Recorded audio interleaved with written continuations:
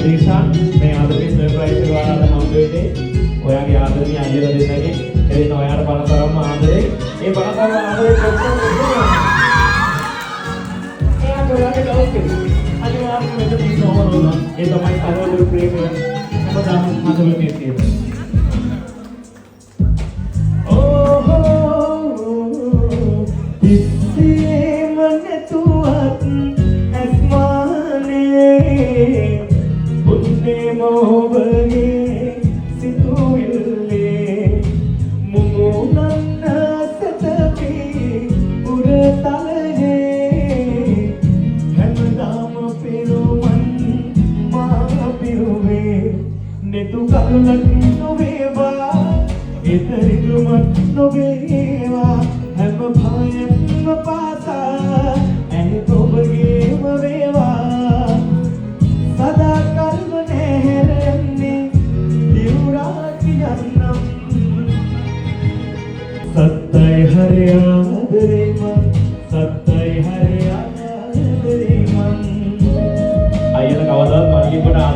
කටින් කියන්නේ නැහැ. හැබැයි ඒගොල්ලෝ කරලා පෙන්නනවා. ඒ තමයි සහෝදර ප්‍රේමය.